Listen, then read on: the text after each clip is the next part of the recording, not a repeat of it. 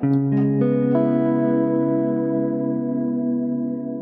to the Starzology Astrology Podcast. I am your host, Alison Price, and I'm here with my good friend and co-host, Arwynne O'Neill. Hi, Alison. It's great to be here. So nice to have you once more. And in this episode, we're going to be talking about Mars in the houses. Yeah. So Mars is one of the personal planets. It's quite an active planet. It's I always call it the planet that gets you off the couch to actually go and do something. Yeah. So hopefully we've got some action-packed things coming through. Yeah. So we're going to be talking about Mars going through the natal houses or the placement that it's in, whatever natal placement you have. So looking at your chart, you want to find out which house is Mars in, and that's really what we're going to be talking about. Is that right? Absolutely. Yeah. All right. So do we want to talk a little bit about Mars to start with? About its... I mean, it's the planet of action. It's the planet of your drive, what motivates you, what gets you angry, gets you motivated to break a sweat. To break a sweat. Yeah. And what gets you fired up. Yes, it's a great little planet. Not that small, but it's smaller than the Earth, so we'll call it a little planet for now. But it's a great planet and often overlooked, I think, sometimes with astrology because everyone's looking at the Saturn and this and that. But Mars is a good one. It's one thing, as I've spoken previously, Mars is what got me going to start with. So here we go. So then let's get to it. So let's have a look at Mars then in the first house. Yeah, and I'm going to be quoting a little bit from this book called The 12 Houses by Howard Sesportas. We like him. He's an OG. Mm-hmm. He's a good one. So he says, Mars in the first house, and according to myth, Mars is the Roman god who's analogous to Ares in Greek mythology. Yeah. And Mars is all about your identity. So at best, he says, Mars in the first house, they're authentic, they're spontaneous, they're refreshing. Without appearing too blunt or rude, they can be honest and self-directing, possessing the courage to respect their own priorities rather than playing the role for someone else.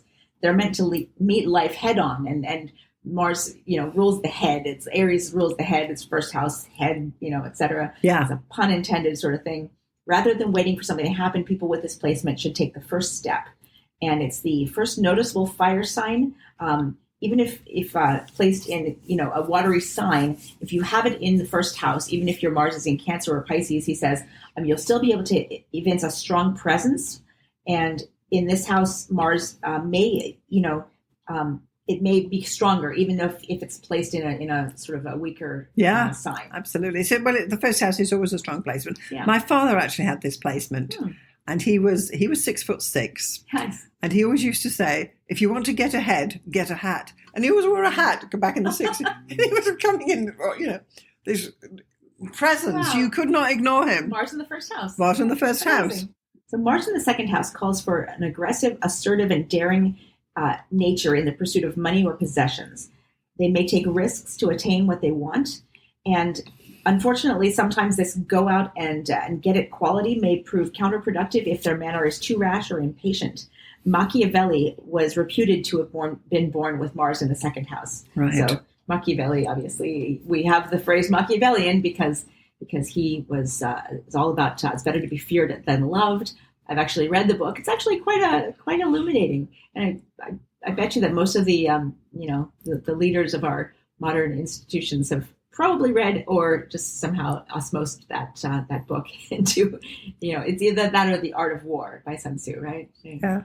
Better to be feared than loved. Better there you go. Loved, yeah. But he says generally this placement describes a strong desire nature and an urgency to enjoy the material world and the realm of the senses. So it's massages and whatnot. Yeah, exactly. Hot, yeah. Yeah. Okay. Money and possessions are concrete symbols of their power and strength. Yes. Yeah. Yes, you're as good as your last paycheck. Yeah. Yeah, there you go. All right. So third house. This is the house, obviously, of communication. It's Gemini's natural house. But so this is the house of someone who, may be too blunt or too rude or too, aggressive verbally for their own good. They may be blowing off steam, and they may, benefit from writing down their thoughts ahead of time and not just blurting out the first thing that always comes to mind. But they can find their own initiative and learn to assert themselves by constellating power games with others in their early environment, he says. So this is This is one of the prime placements for conflicts with siblings, with teachers, and with neighbors. They can be caught for doing things they shouldn't be by, it says they may they have a restless and high-strung nervous system, and they should try to develop more self-control in their communications, because they tend to be, their fiery nature comes through in their communications with others. Wow. Yeah. But they also have a strong vocabulary and a strong verbal ability, which can definitely be useful and more these days, because our communications are ourselves in many ways. Like yes, yeah, as the pen is mightier than the sword. That's 100%. This one. Yeah, exactly. That's a wonderful catchphrase for this placement. Absolutely, it's perfect. Great. Yeah. The fourth house. Anything in the fourth house, according to this book, may be hidden from view, but sooner or later, the drive to express the self can no longer remain underground, and it has to come out. So, unfortunately, this can be violent outbursts in the family environment, in the home, right? Sort of a distressing childhood domestic experience. It says they're Mars in the fourth house, they often feel like they've been locked in, sort of, and maybe they felt like they were being suppressed in their childhood, and they have sort of anger that has been boiling up and can kind of burst out in unexpected ways, and this has to do with their childhood. The father usually, but usually the hidden parent may be experienced as someone who's powerful and pushy and argumentative and potent, possibly even violent. And they may have to do battle with their father in order to reclaim their own sense of autonomy. So it may be actual father or their internalized, idea of a father. And often they will come from a background of, sort of survivors of abuse in some ways. But that can create a very powerful and resilient personality if they're able to get through it and use those experiences for good. I often find that this particular placement inclines to young men, particularly joining the army, and for the fatherhood or whatever, or the fatherland, for the fatherland, and they go and do boys things and blow things up and get to play with guns and that. And a lot of soldiers have Mars in the fourth house because of that. Fascinating. Yeah. It really is it has to be expressed, Mars. It's going to come out. Yeah. Interesting. And maybe it has something to do with it being the Cancer's native house. So it's Mars in a very feminine and sort of submerged position in the chart. But it's so fatherland. There's this boyish expression of Mars in a very almost childlike kind of. I'm thinking of Lord of the Flies. Boys with sticks and sharpened sticks running around and burning things, setting fire to things. Yes. Exactly. It says the very last sentence here is that sometimes it's not until the later in the second half of life that they're often free from ties and restrictions enough to fully attend to the question, but what do I really want? Yes. So, it's, And I also, just to bang on about this further, I do believe that people with this placement benefit from having a gym in their basement, which is what your fourth house is. Right, so you can go down there, break a sweat, or take the stairs, but you have to break a sweat to get the energy out somehow. Yeah. And you don't want it coming out through the family dynamics. So, Go to the man cave and pump some weights. Go take the stairs. Yeah, exactly.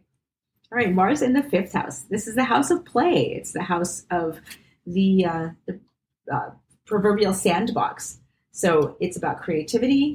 It's not just good enough to do something. It must be done dramatically and with your entire heart. There's a natural vitality and enthusiasm that stamps their individuality onto everything they do.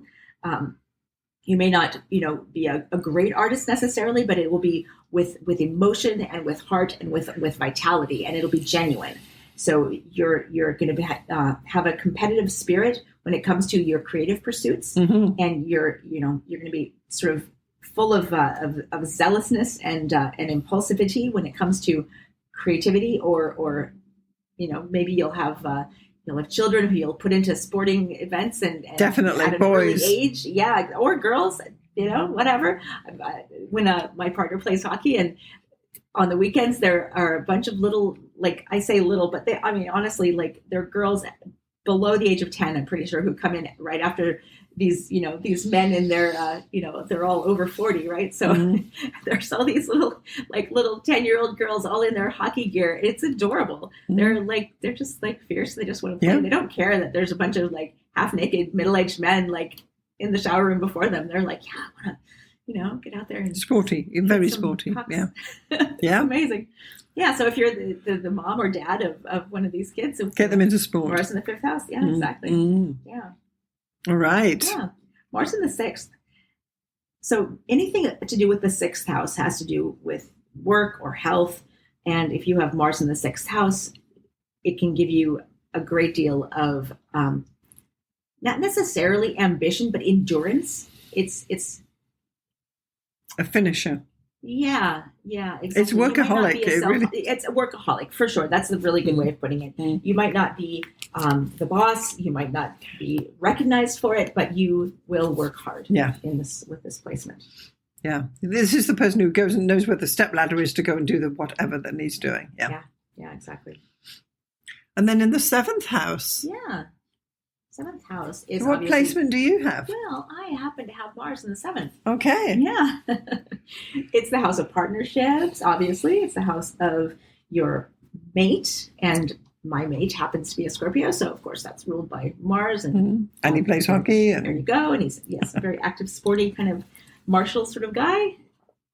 I never knew he played hockey until recently, actually. I had no idea. Yeah. Oh, yeah. Actually, he played hockey at a very young age. He was in the junior league and almost professional, etc. And he plays like 2 or 3 times a week now.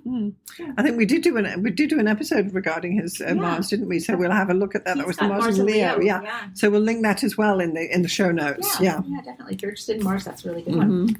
But yeah, people with Mars in the 7th. They can sometimes have relationships that are filled with strife and conflict. Yes. Luckily, I don't have that, but I do definitely like to... you stir the pot, don't you? I'd like to do active things with my partner, and I do like to have a bit of verbal sparring. I do not... You do? Yeah. Yeah, it's funny. Sometimes people think that we're fighting, but we're absolutely not. Imagine that. We are bickering sometimes, and we like it, and it's that's fine. It works for you. It works for us. Yeah. It's funny. It says people with this placement sometimes come on so strongly that they frighten others away. But conversely, some others may be attracted to this obvious martial quality, which they put forward to. I do think I see that. I see that in you. You can be quite. It's funny. Maybe I come across that way, but I also have Scorpio rising, so it's a front. I'm not actually that aggressive, but I appear that way sometimes. On the surface, and then when you get to know me, you realize I actually really just want to be given an assignment. But told what to do. I agree. I don't want to be all the one making decisions all the time. Well, that's fair enough. Yeah. But that's the thing too. It's projection, right? It's Mars in the 7th house. You project that strength onto someone else, and God willing, they are actually able to hold that and fulfill their duty. Yeah. Mars in the 8th house. Okay. Yes, this is the house of sex, death, and taxes, as we always say. So Mars in the 8th house. Wow. It's in his own house, really. Yeah. I mean, you have probably seen a lot of people in your consulting practice what would you... I think this shows, I want to say trauma. I'm going to pussyfoot around this topic, but sexual trauma of many, many different ways. And it's actively, it's a hot topic, and it has to be dealt with. Yeah. Something has to be done. It cannot be swept under the carpet when Mars is in the 8th house. So a situation unfolds and it has to be dealt with. So is this the house of #MeToo? Well, yes. And all sorts of things come out and you think, gosh, I wish I hadn't heard that. But anyway, it's coming through. So there is definitely trauma in this particular placement frequently. Yeah. And again, it has to be expressed. You've got to go to the gym and break a sweat. Yeah. This is my best advice. If you've got a difficult Mars placement, go and break a sweat every day and get it out. Yeah. Interesting. In this book, it does say it's important to meet others and to connect with others if you have this placement. It says those with Mars in the 8th house often discover and have to grapple with the darker emotions of blind lust, envy, greed, jealousy, etc., and the need or ability to transmute those seething feelings into a more constructive expression depends to some degree on their aspects that the Mars makes. Yes. And if they have difficult aspects to Mars from the outer planets, this can be more, challenging. Yes. But there's a burning need to actually do something with that energy. Exactly. It cannot be ignored. It has to be. Yeah. And there also may be an interest in the occult or sort of the darker side of, probably the black magic. I want to say that. Absolutely, yeah. And the reason that you have seen so many people with this, and it immediately comes to mind, is probably because astrology tends to be one of those things which attracts them. Yeah. Yeah, that's really interesting. Yeah. So, Mars in the 9th house. Surely we have good news. Surely. Yeah, higher education, philosophy, religion, journeys into the abroad, and the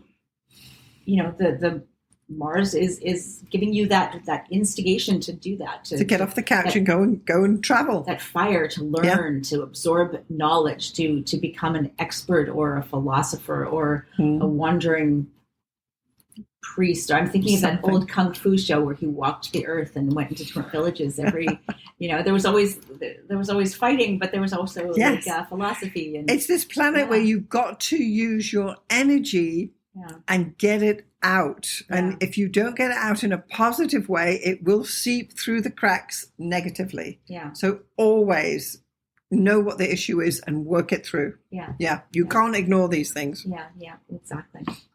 And it's also, I would think this is almost like the position of the whistleblower. Like this is right? I mean, I'm thinking of Edward Snowden or Chelsea Manning, and firing those arrows of. I believe Chelsea Manning has a lot of placements in Sagittarius and Scorpio, which I looked at her chart a while ago, and it's fascinating. Even though we don't have a birth time, even what we do have is amazing, and so much. It cannot be ignored. That's Mars. And will not be ignored. Yeah.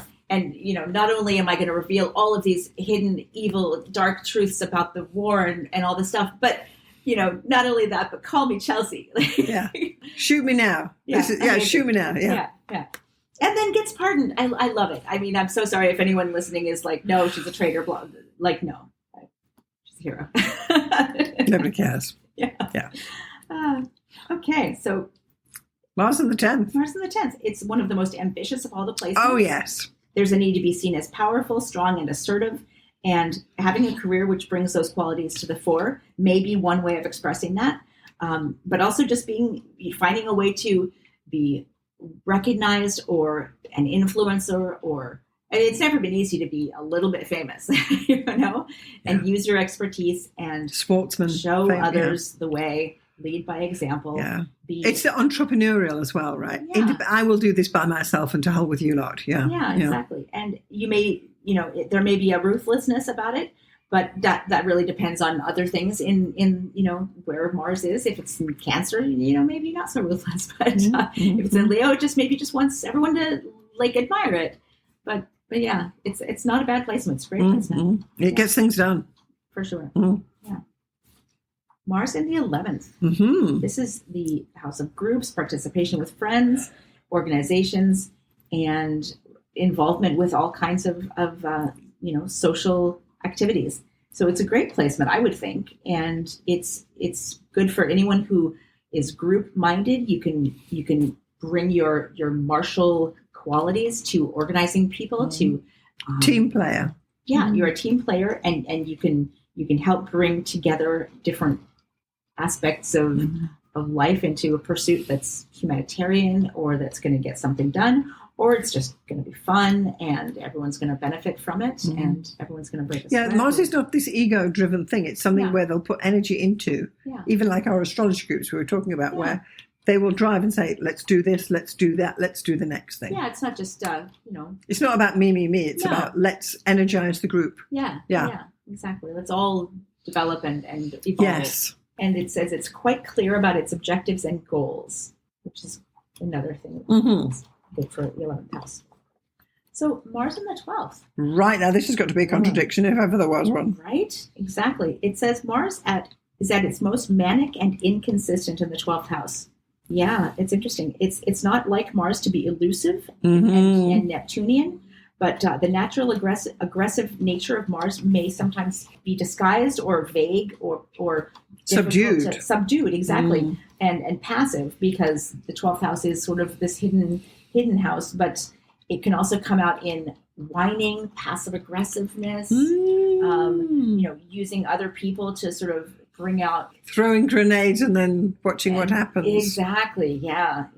And it can be a sort of destructive Mars, even though it's in the 12th house, and that's not necessarily an aggressive house. It can actually do a lot of damage, because Mars it's an aggressive, forceful nature, but it's not underhanded. And in the 12th house, it can kind of become twisted and dark and not. Wow. So if you've got Mars in the 12th, what is the solution to this? Well, it's awareness. It needs to affirm its own power and identity. It needs to explore what unexpressed anger it has. Yes. And to figure out constructive ways to let go of anything that's been sort of gnawing away at it. Fighting your own battles and not using or manipulating others. And I think you can be your own worst enemy with this placement. That is exactly it. Yeah, that's a really good But the upside has to be, again, I'm a firm believer in this: break a sweat with Mars. Get it out, because if you don't, it will come out anyway. Yeah, absolutely. And one of the things it says in this book at the very end here of this chapter is that you might benefit from actively investigating and interpreting your dreams. Yes, that's a good one. Use your subconscious and figure out what's going on. Like The tiger's chasing you, therefore. Yeah, exactly. I don't know. Write a poem. Stop wearing striped pajamas or something. Yeah. Yeah, exactly. But it's an interesting planet. Tell ChatGPT about your dreams and ask it for an interpretation. We love that. Yeah. And Mars is a great planet. It's a planet that where you can, if you tap into it, this is how you get things done. It's not one that just sits complacently there. It will makes its presence felt in your chart. And depending on, of course, how strongly placed it is, but it's one of those planets that you can lean into and get things done, wherever that happens to be. Yeah. Yeah, definitely. We all have Mars somewhere. We absolutely do, don't we? Mm-hmm. Yeah. All right. Yeah. Okay, so this has been great. We've had a look at Mars through the houses. We've discovered that Mars is quite an active planet. I think most of you probably even know that, but it definitely is. It's your high energy planet. It's a planet that you can lean into and use the energy. And why not? Why wouldn't you? Yeah. So it's been great. And if you found value in this episode, please do consider sharing it with somebody who may be interested. And if you have any astrology questions, you can email us at starzology@gmail.com. Yes, please do reach out to us. Yeah. So thank you so much again, Arwynne, for coming through and sharing your insights about Mars in the houses. Thank you for having me. Yeah, no, of course. It's been a lot of fun, and I love some good, solid astrology. It really does help with interpretations. Yes, absolutely. Thank you so much. Thanks for listening. Bye. Bye.